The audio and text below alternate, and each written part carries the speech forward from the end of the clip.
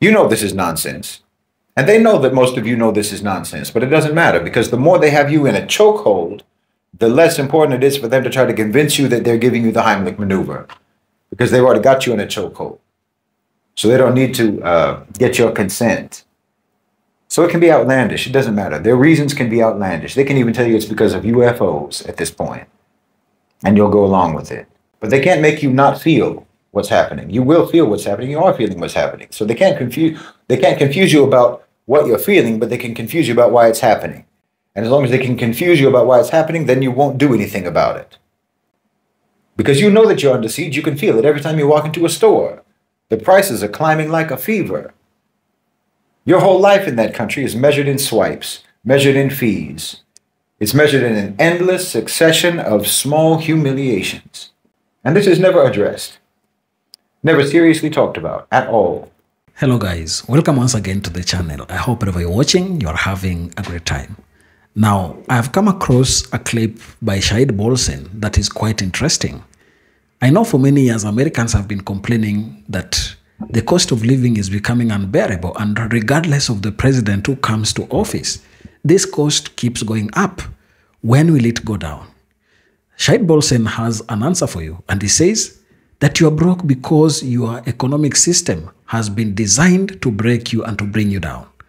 He has given some insightful thoughts about this higher cost of living in America and why Americans will at no point ever get relief of their sufferings. And he's also saying that many of them, for you to survive, you might consider moving away of America, but that also is an impossibility. I want to take a listen to the clip, listen to his insights and how he breaks down the entire issue of American economy and how it is designed to break and make Americans broke. Let's watch this, come back, and I'll give my insights in the end. You know, talking to the average American, because I get these comments. I get comments and I get messages from people in the U.S. And, you know, they're not in a position to leave. They're not in a position to leave America. Because let's be realistic. That's for the overwhelming majority of people in that country, they're not going to be able to emigrate out of that country. They can't afford to move cross town, much less across the world, much less to a foreign country. Even paying for a passport for most Americans is going to set them back in their budget. So this isn't realistic. But they can see what's happening. They can see what's happening in their country. They can see everything that I've talked about in my content. They can see that the domestic war is underway. And see, we're not talking about a civil war. Because in a civil war, at least there's two sides. There's two sides to it. This is a civil siege. You're under siege. This is a war to occupy and to enslave you. That's what this is. And there's no real way to prevent you from seeing what's happening. If you're in America, if you're an average American person, you can see what's happening. All they can do is try to confuse you about why it's happening so that you won't understand that what you think you're seeing is actually what you think you're seeing. In other words, they're besieging you. They are besieging you. But they might be able to make you think that they're doing something else. Like it looks like a siege, but maybe they're actually up to something else. Like they're saving you from an immigrant invasion, you know, or they're saving you from radical, woke, neo-Marxist feminists or something like this, right? They'll come up with all different explanations for what they're doing. They're saving you from Antifa terrorists, or they're saving you from China, or they're saving you from Russia. We have to destroy the farmers because that's the only way that we can defeat China. We have to shut down that Hyundai plant, factory, so that we can make sure that Americans won't get trained and won't get jobs, won't get skills, all so that we can weaken Russia. We have to make it too expensive to drill for oil because of Hamas. We need to attack Portland, Oregon, I don't know, because of the cartels. You know this is nonsense.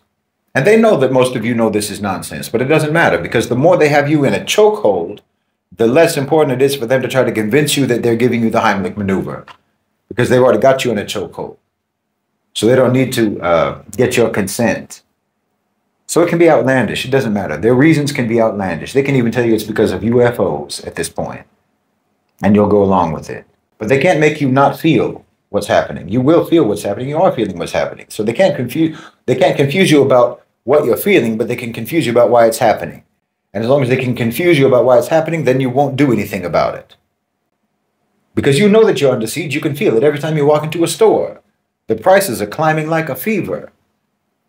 Your whole life in that country is measured in swipes, measured in fees. It's measured in an endless succession of small humiliations. And this is never addressed, never seriously talked about at all. You're told this is just the way it is. This is just the market. It's not the market. This is management. This is deliberate. None of this is arbitrary. This isn't, down to natural forces. The invisible hand of the market isn't the wind. This is a hand that's controlling distribution, it's controlling purchasing, it's controlling pricing, it's controlling wages. It controls who gets what and who goes without. And it's not invisible either. Fact of the matter, you just don't see it. The only reason you don't see it is because you're always looking somewhere else. They've got you looking over here, and that hand is over there, but it's not invisible. It's not invisible at all. Just because you're not looking at it doesn't mean it's invisible. It's not mysterious, The Walton family, ADM, Cargill, Kroger, Costco, Amazon, Cisco, and of course BlackRock. Everybody knows about these. They're far from invisible. These are the ones who are making the decisions. They're making the decisions about whether or not you can buy your groceries, whether or not you can have anything in your cupboard.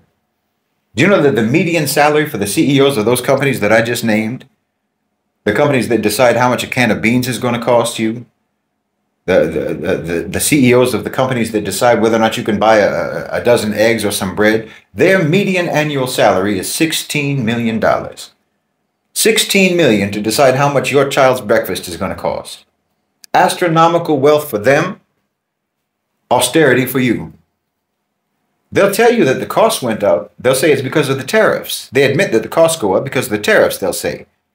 But somehow their profits also went up. How does that work exactly? I mean, did you ever make money in your life as a result of your costs going up? Did your last rent hike make you richer? When you pay more at the gas pump, does that somehow also pump more money into your bank account? How does that work? Well, that's how it works for them. The costs go up and their profits go up. They raise prices when the inputs rise, but when the inputs fall, they don't change the prices back. That's not market forces. That's deliberate exploitation and price gouging. It's extraction. Money from your pocket. You think this is dozens and dozens of separate companies? You think it's a bunch of different companies making all independent, unrelated choices? No, it's the same handful of boardrooms, the same handful of managers, trade associations, the same handful of consultants. And those consultants and those managers and those executives go through a revolving door between Wall Street and Washington and the corporate headquarters. They've got dashboards for your appetite. They've got forecasts for your paycheck, for your pantry, and for your panic. And then they'll script a market response. And when you panic, when your cupboards are empty, when your checks bounce, and you have return check fees, then and you get banned from stores because of your rejected payments, your return checks. I remember that, by the way. I remember that. There was a point when I was a teenager, and my single mother, divorced mother, was working 3 jobs, no child support coming, getting up at 3 o'clock in the morning to deliver, of all things, the Wall Street Journal to bourgeoisie neighborhoods, and we got banned from like 3 different grocery stores. All of the grocery stores that were within walking distance. We got banned because of return checks from 3 different grocery stores. We had to buy food from the gas station. That was like 35, 40 years ago. It's worse now, for more people now than it was then. And what do you get from your leaders? What do you get from your politicians? You get a lecture about personal responsibility. You need to work harder. You need to budget better. Social media tells you you need to hustle more, as if you can out-hustle consolidated purchasing power. As if clipping coupons is a serious countermeasure to corporate collusion that's dressed up as the free market. I mean, it's in the name. It's in the name. Capitalism. You should read that as capital schism, because it's all about who has capital and who doesn't. It's feudalism with a new logo. That's all it is. It's just feudalism with a new logo. And it is the dumbest and the most unsustainable economic system in the world, truly. It truly is. And I know Westerners, because you imagine Westerners, you imagine that everyone has to be and only ever can be an advocate of or a believer in one of your theories, one of your Western theories, one of your Western systems. So you'll say that anyone who says that about capitalism, who's critical of capitalism, well, then they must be a Marxist. They must be a communist. They must be a socialist or what have you. But no, I'm telling you objectively. I'm telling you unbiased, impartially. You have the most dysfunctional, unnatural, stupid system that you could ever imagine. And you can literally only maintain belief in that by stigmatizing and demonizing any critique of it. But like I said, you saying, well, if you're not in favor of capitalism, if you're not in favor of this, then you can only be in favor of that, because these two things are the only ideas that exist. No, just because I don't believe in your idea doesn't mean that now you can tell me what I believe in, because you imagine that only two ideas exist, only the ideas that exist in your Western paradigm. No, you need to get out of that mental cage. You need to get out of that ideological cage. And you have to start taking your life more seriously, taking yourself more seriously. I mean, look what they do to you. Look what they do to you. You're no different in reality from someone who's working on someone else's land, a serf. You're generating revenue, you're generating profits, you're producing goods, you're providing services, and you're being taxed. And then after all of that, you're forced to survive on whatever crumbs they condescend to sweep off their table for you. And to keep you from ever focusing on anything real, anything meaningful, you let yourself get caught up in, I don't know, celebrity gossip, what the super rich are getting up to, who wore what to which gala, some new social media trend that makes you do silly things, skincare routines. And while you're struggling to survive, you also have to try to look cute. You have to try to be attractive. Focus on that. You have to try to posture like you're a baller. You have to be witty. You have to pretend to be a life coach, making how to be successful TikTok videos in your car while you don't even know how you're going to pay your auto insurance next month. This is what they do to you. You swim through get-rich-quick schemes on the internet in the middle of the night, looking for passive income. You end up creating a whole alternate universe online about your happy go-getter boss lifestyle, your alpha lifestyle, or maybe you're some female student in America with some impossible college debt right now. There's some girl, for sure, there's some girl right now in America who dreamed of being a professional, who dreamed of being an academic, who dreamed of being a business owner, who dreamed of being a doctor, but she's sitting somewhere in, I don't know, Illinois or in Nebraska or wherever else right now, mulling over whether or not she should just take her clothes off on the internet to survive financially. This is what you did to your people. There's some guy probably in one of the urban centers looking in the window of a department store, looking at some electronic goods that he can't afford to buy and thinking to himself, well, maybe next time there's a riot. Maybe next time there's a riot, because looting is the only way he's ever going to be able to get his hands on that item, because he'll never be able to afford it. Everybody is scamming everybody in that country. You know it and I know it. Everyone is scamming everyone because that whole system is built on scamming. That whole system is built on scamming. So it's never going to teach you any decent ways. It's never going to teach you any decent ways to survive, any decent ways to thrive, any honest ways to thrive. Everything is a funnel that's siphoning the wealth upwards. There's no lateral empowerment. That's not a thing. You and I both know that anyone that you see who's trying to teach you how to get rich quick is just trying to get rich quick off of you, because that's all part of the whole maladjusted mentality of dog eat dog.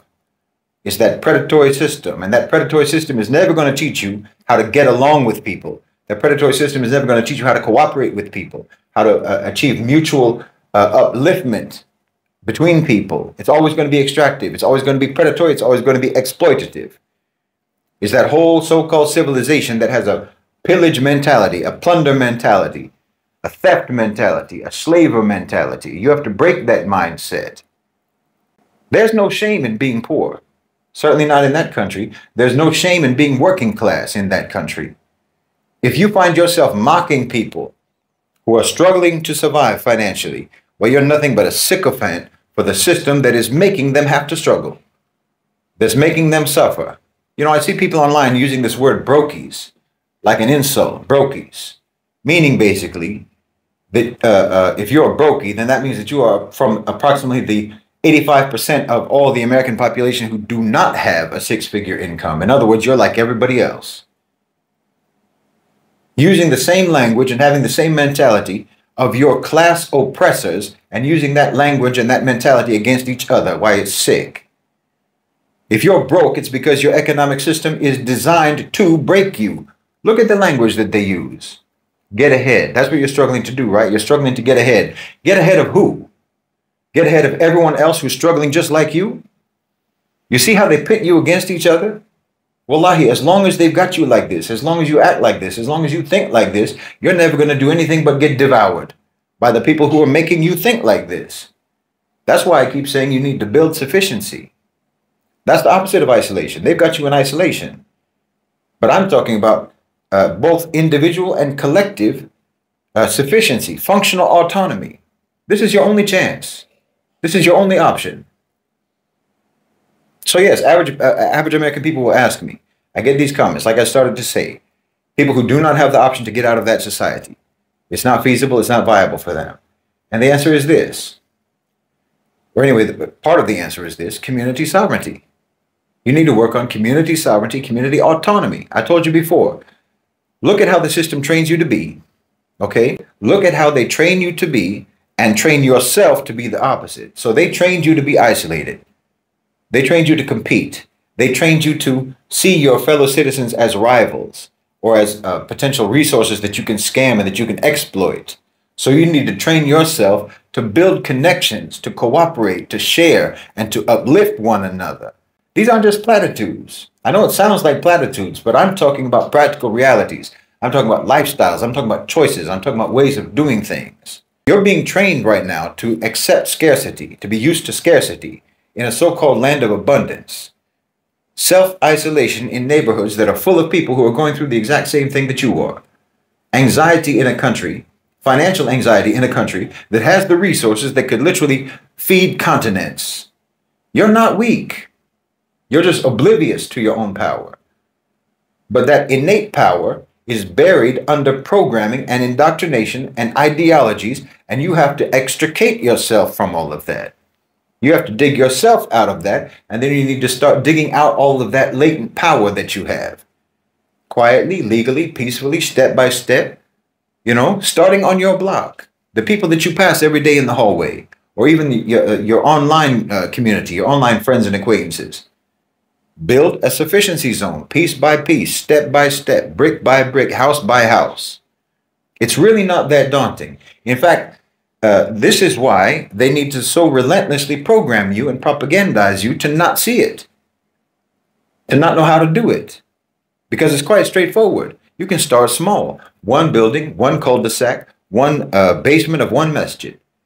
You don't need any permits. You don't need any licenses to just cooperate with each other. You are allowed to do that. Make a group chat with just a handful of your neighbors. Set one clear aim. We want 10 households to buy staple foods together this month and save money. That's all. That's it. That's how you start. We'll all work together to buy some food, to buy some things that everyone needs: rice or flour, cooking oil, eggs, beans, whatever, bread. Check prices at a few different shops. Ask for a case price. Post the price in the chat. Collect your pre-orders. Go together for 1 hour. Lay everything out. Show the receipts. Divide it fairly between everyone who participated, and you go home with your dinner secured and with a little basic level solidarity secured, built. Then you can build a little pantry where you put 2 weeks worth of staples, staple foods. Maybe put a charity pot so that if there's any week when someone can't pay, if they come up short, you can cover that. Rotate the stock, keep the books open so everyone can see full transparency. Have a group of people count the cash. You're teaching yourselves as a community, as a group, trustworthy cooperative habits. And then when this rhythm sort of settles in, when it becomes routine, then you can also at home yourself learn to make a few basic things. If you don't already cook and bake, you could learn how to make bread, how to make tortillas, how to make yogurt, pickles, even other items like cleaners and soap and so forth, all-purpose cleaners and so on. These aren't hobbies. These aren't just crafts. These are economic moves. You understand me?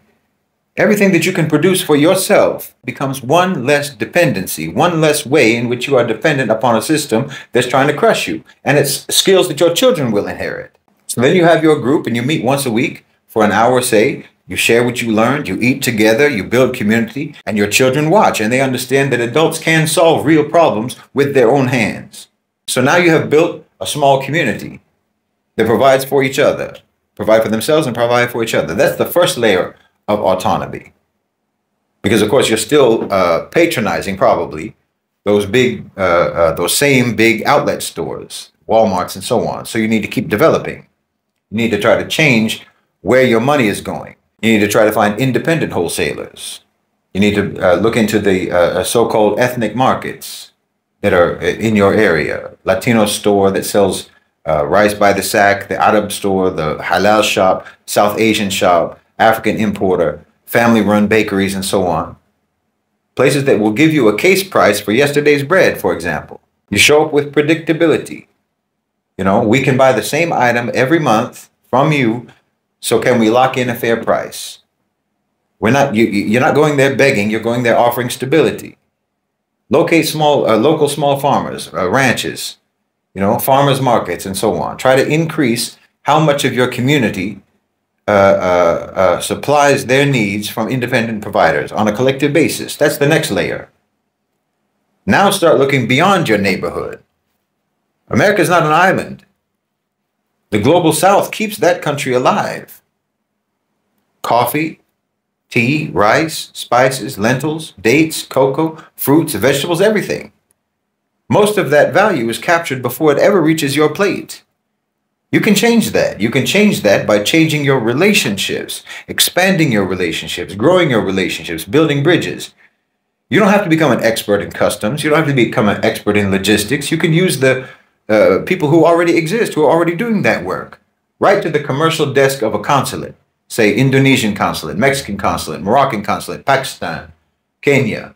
You know, we're 12 families in Ohio. And we want to buy a few staple items directly from small producers in your country. We'll start small, we'll start steady. So who do you recommend? Can you recommend anyone? Just ask them. Ask a fair trade directory for contacts.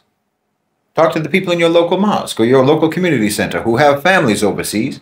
Do you know any family mills or farm co-ops back home that are ready to export? When you find a producer who works for you, do a video call, ask for samples, and so on. It's very straightforward. Ask who in the United States has ever bought from you before. Can we have references? You know, keep it focused on dry goods in the beginning. Use a freight forwarder that handles just small food shipments and does the paperwork. Place a tiny order, just 5 to 10 cases of whatever it is. Nothing that can hurt you. Distribute it the same way that you distribute your regular group buys from the local producers. And then rinse and repeat. Rinse and repeat. In time, you'll have a monthly cycle that feels as natural as carpooling. In week 1, you post the offers. In week 2, you collect the pre-orders. In week 3, you receive the goods and divide them up, distribute. No drama, no speeches. Just grown people doing grown people things. Taking care of business, taking care of their families, and building autonomy and building community sovereignty. And you know, eventually, you can even start to think about establishing your own within your internal to your community level, your own currency of exchange. How you do business within your group. Understand what you're building. It's not a club. We're not talking about a trend. We're talking about building a local, autonomous or semi-autonomous economy. An engine inside the community that you live in that keeps the food moving, keeps the skills growing, keeps the friendships and the solidarity deepening, and keeps the money circulating close to home in your neighborhood. Once you built that, those politicians and the government itself is going to look a lot smaller. And once you've built your own autonomy as a community, then cost of living crises look like exactly what they are, which is nothing but an attempt to train you to accept less than what you can provide for yourselves if you do it together. You can't wait for perfect conditions. You don't have time for that. You can't wait for funding. You don't need funding. You have to start with what you have. Whatever time you have, and the courage to just knock on someone's door and say, let's help each other eat better and spend less. That's leadership. And it spreads especially when it works. And if someone doesn't want to participate in it because they say, this isn't going to make us free, this isn't going to answer the problem, say, this is going to make us more free than we were last month. That's the only thing you need to worry about. This is what keeps people away from ever taking any initiative in the United States, because they cannot see that any particular step or any particular action is going to give them a one-time, all-encompassing, be-all, end-all solution, because that's not a thing that actually exists. You need to just make better. You need to just do better. You need to just improve. You need to improve. You cannot perfect. There are no solutions. There is only struggle for improvement. That's all there is. So today you buy together. Next month, you make together. The month after that, you bring in lentils from a co-op overseas with someone that you met on a video call and paid fairly. And the best part is that your children will learn by watching you. They'll learn that power can be built at scale from a kitchen, from a hallway, from a block, until it actually ends up crossing the ocean. I'm telling you as plainly as I can, you are not helpless and you are not alone. Everybody else is going through the same struggles that you're going through.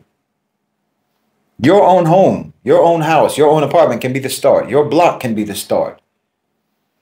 If you want to line to the farms and the mills of the global south, it begins with a text to your neighbor, to the imam of the masjid.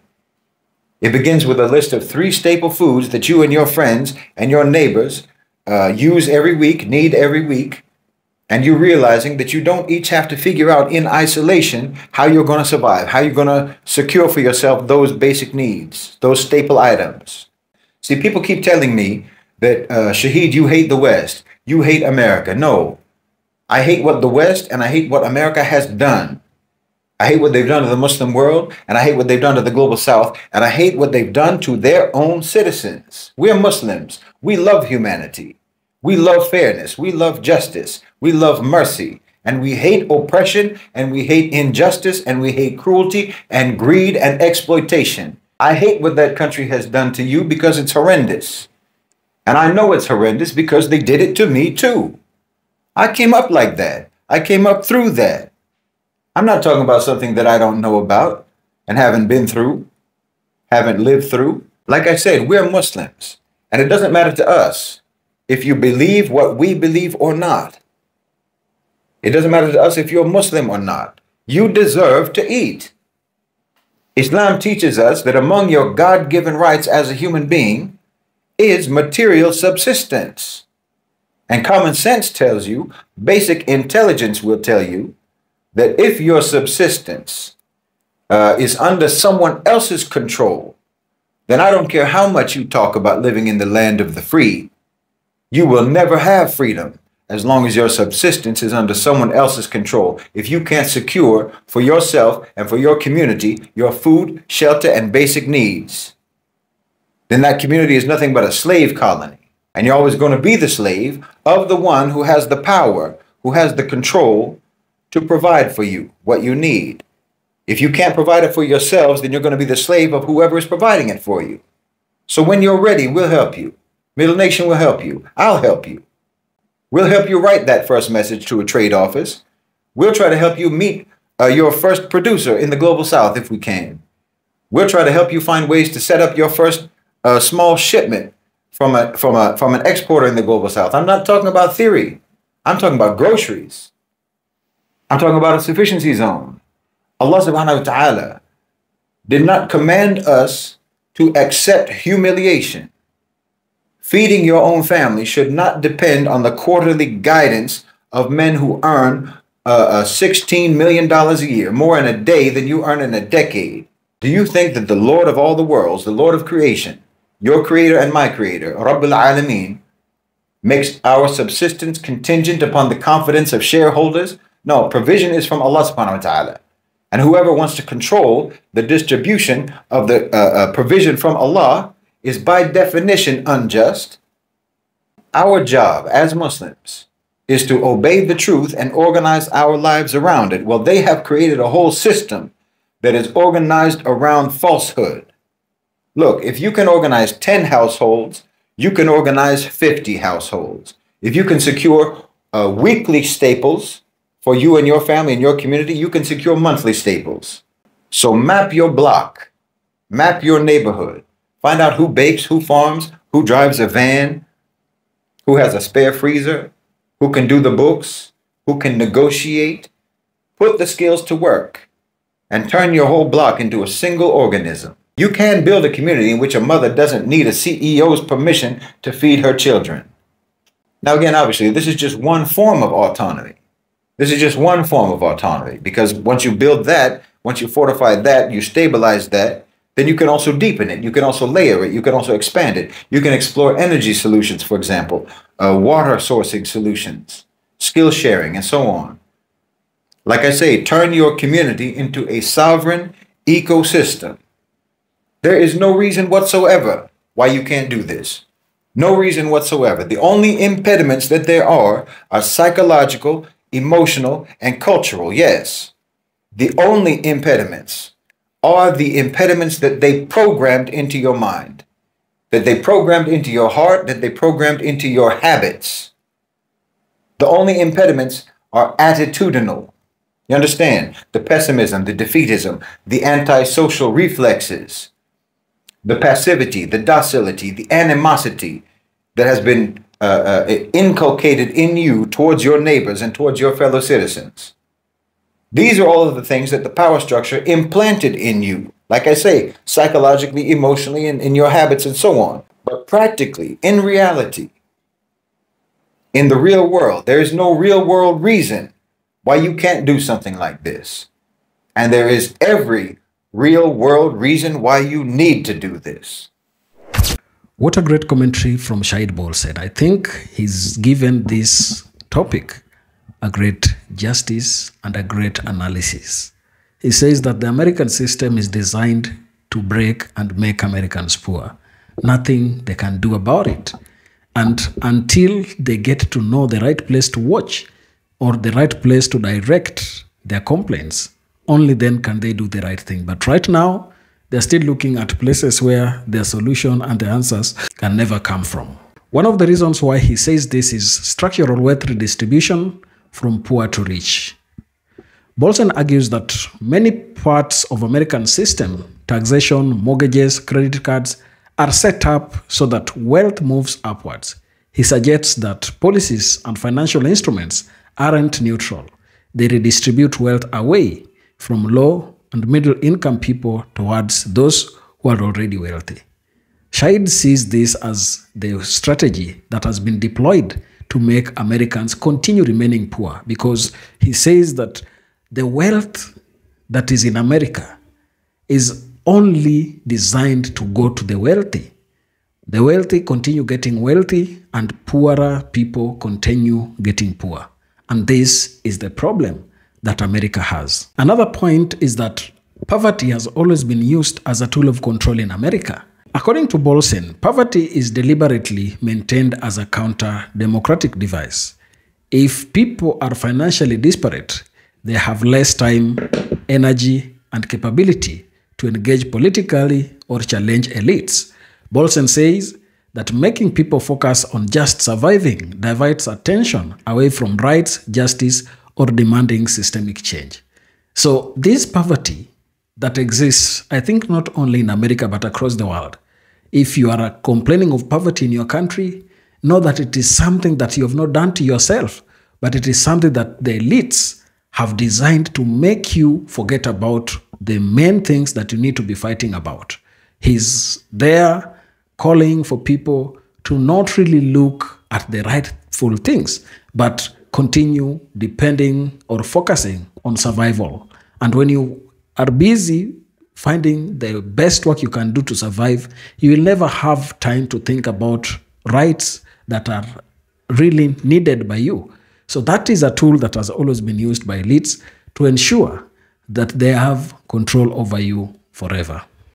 Another reason is that the elites have colluded with the oligarchy to ensure that they continue dominating. Bolsen frequently claims that a small clique of billionaires and large financial institutions like BlackRock, Vanguard, and many others function as a nation within a nation that has more loyalty to one another and to global capital than to the broader public. These institutions push policies or find ways to profit off poverty rather than alleviate it. Bolsen frames this as a systemic design. The wealthy and their institutions benefit from mass inequality. Another one is manufactured appearance of prosperity. Another way Bolsen says poverty is hidden is through credit, lifestyle marketing, illusion of abundance. He argues many Americans live on debt, credit cards, or superficial appearances, such that they seem prosperous even while lacking real security, savings, or resilience. Meanwhile, cost of living, stagnating wages, and rising expenses make it hard, actually, to get ahead. Another point that Bolsen pushes forward is systemic undermining of opportunity, health, and agency. Bolsen highlights that unequal access to education, health, and political power also helps keep many Americans in poverty. For example, poor public schools, deteriorating infrastructure, biased financial systems, and corporate influence over government all limit opportunities. In addition, he argues that propaganda media and conditioning contribute to people not seeing alternatives or believing substantial change is possible. All these layers combine to make poverty persistent and self-reinforcing. So from Bolsen's perspective, you have to be a critical thinker. You have to look beyond what you see to really understand how to break off this chain of poverty that is bedeviling America and even across the world. So I think he's giving a good anecdote to a common American who desires change, who desires to improve, who desires to grow, because without this growth, nothing is possible. Share your thoughts down in the comment section. And if you're watching us for the first time, don't forget to subscribe to the channel. We have a lot of great content lined up for you. Share everything that you have. Be free to communicate and contact us, and we shall be ready to also engage with you. Thank you, and let's meet to the next one.